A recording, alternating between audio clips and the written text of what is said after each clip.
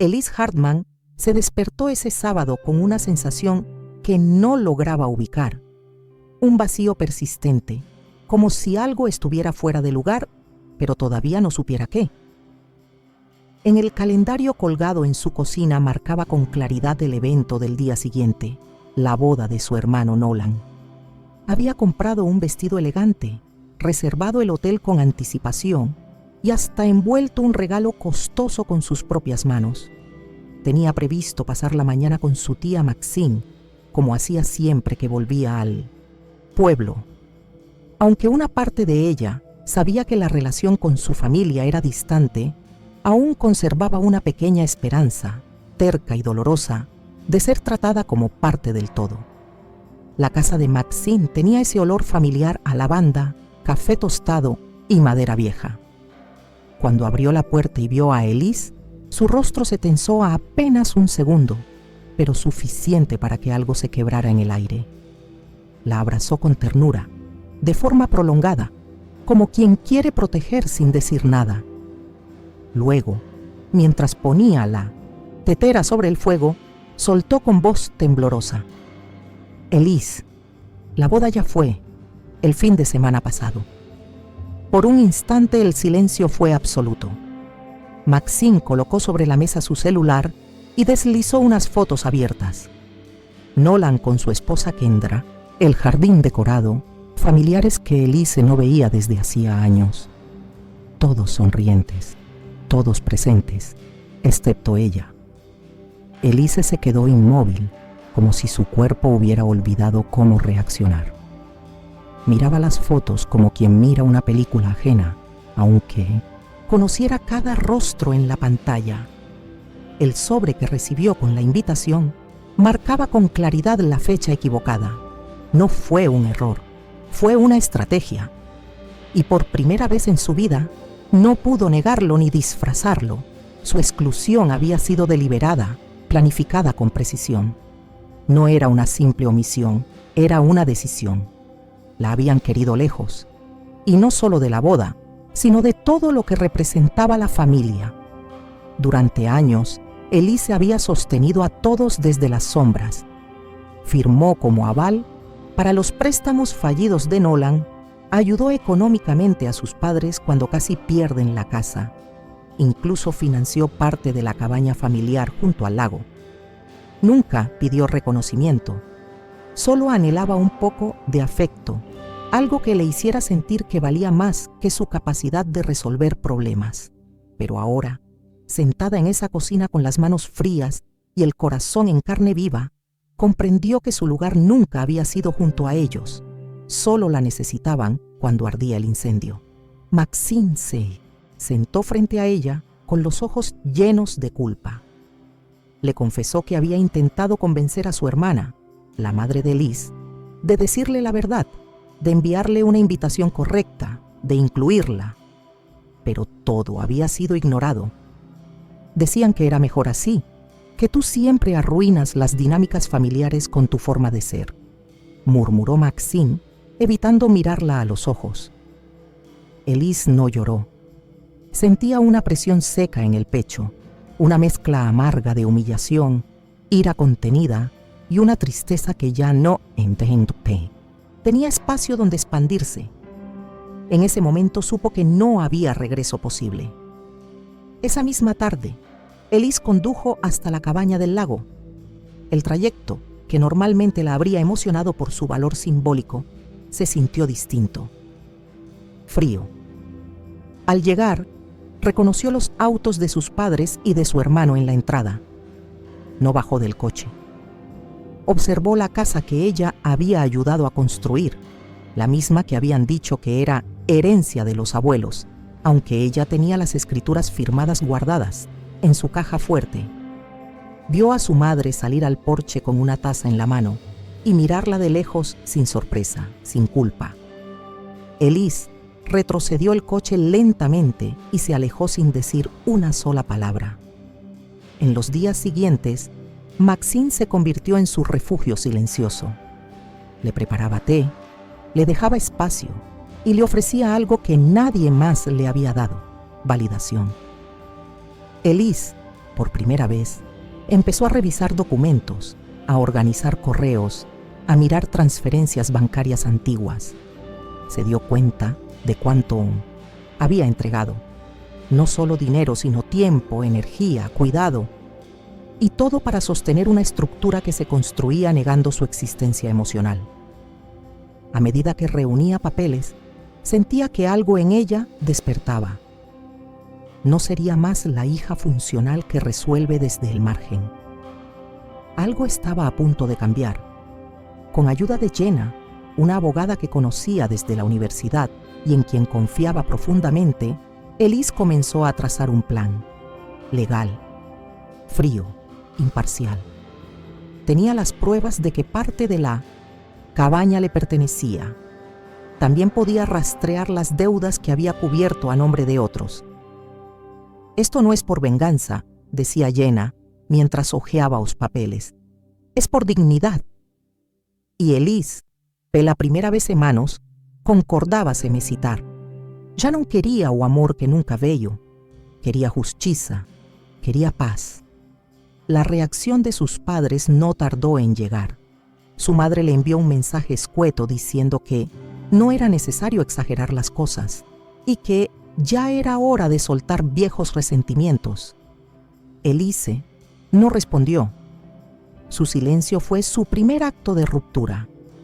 Poco después, su padre intentó llamarla 3 veces en una sola noche.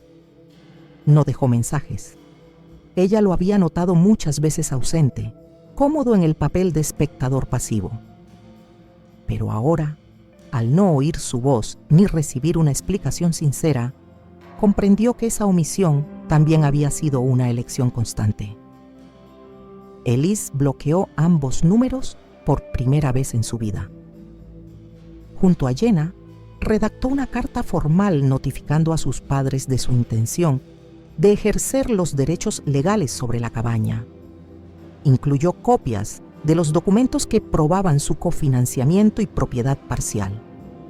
También exigió, en un tono frío y educado, la desocupación del lugar en un plazo razonable.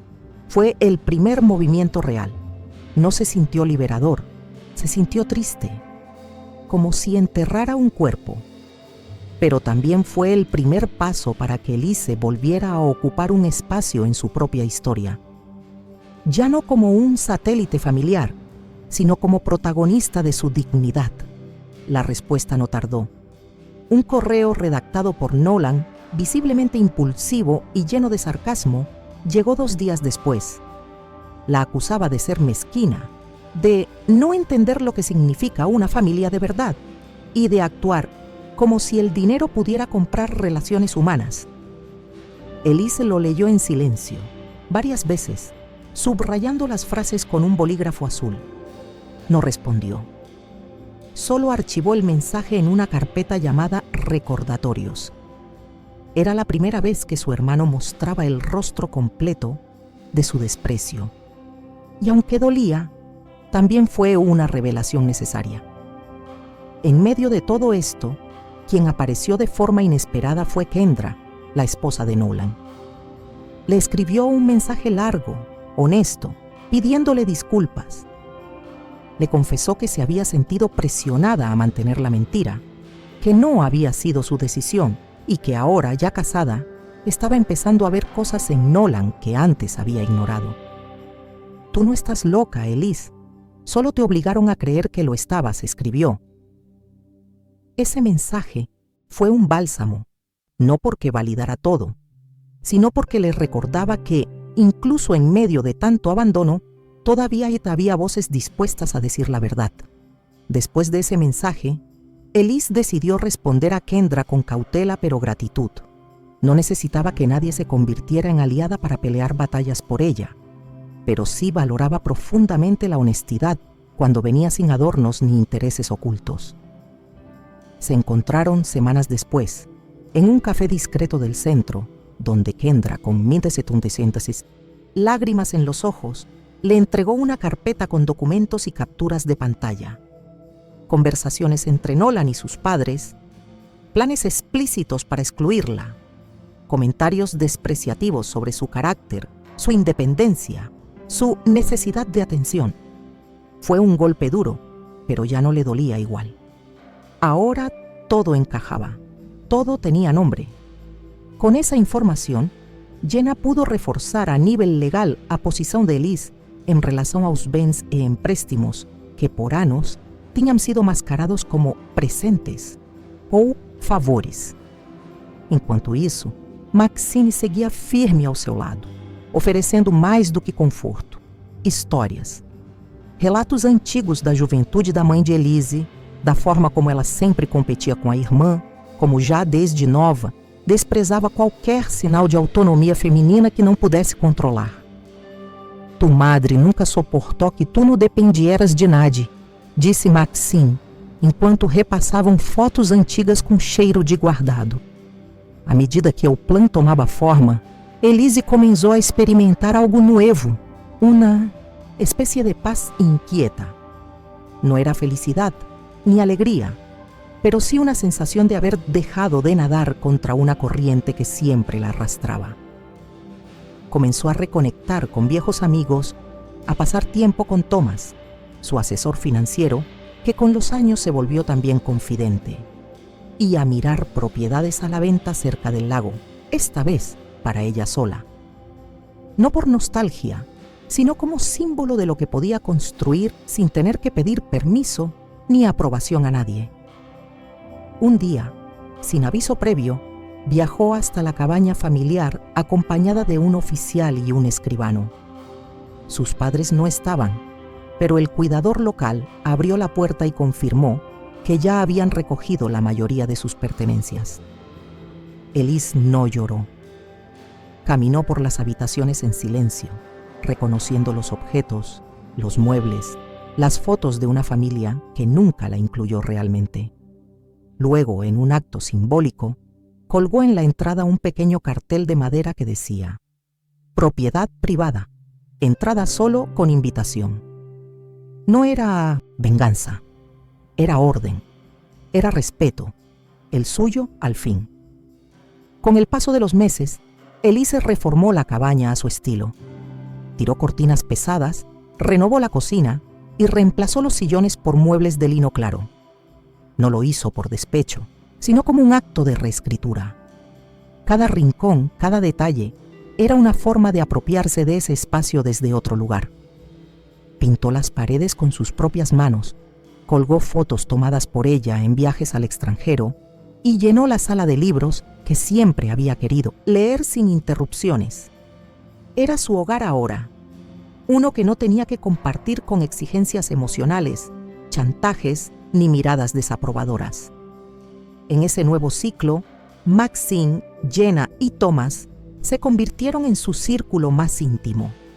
Entre ellos no había lazos de sangre, pero sí una complicidad genuina, tejida con actos pequeños y presencia constante. Celebraron juntos su cumpleaños, organizaron cenas improvisadas a la orilla del lago y compartieron silencios cómodos. Elise empezó a entender que familia no siempre significa origen, sino elección, y que muchas veces la verdadera red de apoyo se construye fuera del árbol genealógico. En esa libertad recién descubierta, encontró una alegría tranquila, sin euforia, pero profunda. Un año después, el sobre blanco llegó por correo. Era una invitación de su prima Kelsey a un bautismo familiar, esta vez con la fecha correcta, con su nombre escrito con cariño. Elise lo sostuvo en las manos durante varios minutos, leyendo cada palabra con detenimiento. No había resentimiento ni burla, solo una invitación sincera. Pero ella ya había hecho otros planes, un retiro de fotografía en la costa, una actividad que siempre había postergado por priorizar a los demás. Escribió una nota amable, agradeciendo la invitación, pero declinó. No por rabia, sino por lealtad a su nueva vida. Poco después, recibió una carta inesperada de su padre. La letra era temblorosa, como si el tiempo o la culpa hubieran afectado su pulso. En ella, sin rodeos, reconocía sus fallas, admitía haber sido omiso, pasivo, y muchas veces injusto con ella. No pedía perdón explícito, pero era la primera vez que Elise leía, en palabras firmadas por él, una aceptación genuina de su dolor. No supo qué hacer al principio. No lloró, no respondió. Solo guardó la carta en una caja junto a los documentos que marcaron su transformación, no por apego, sino como testimonio de lo que fue y de lo que ya no era. A medida que pasaban los días, Elise fue soltando los últimos hilos que la ataban emocionalmente a su antigua dinámica familiar. No se trataba de cortar lazos de forma abrupta, sino de dejar de alimentar relaciones unilaterales. Ya no enviaba mensajes en fechas especiales, ni esperaba llamadas que nunca llegaban. Tampoco necesitaba explicar sus decisiones. Su energía se volcó a cuidar de sí misma, de su cuerpo y su mente. Comenzó a caminar al amanecer, se inscribió en un curso de cerámica y retomó la fotografía con pasión. Redescubrió su capacidad de estar sola sin sentirse sola. Una tarde de otoño, mientras acomodaba su equipo fotográfico en el muelle frente a la cabaña, sintió por primera vez en mucho tiempo que su respiración era libre. El lago, antes símbolo de exclusión, se había transformado en territorio conquistado. Capturó una imagen del reflejo de los árboles en el agua, con una luz dorada que parecía casi irreal. Cuando la revisó en la pantalla, sonrió.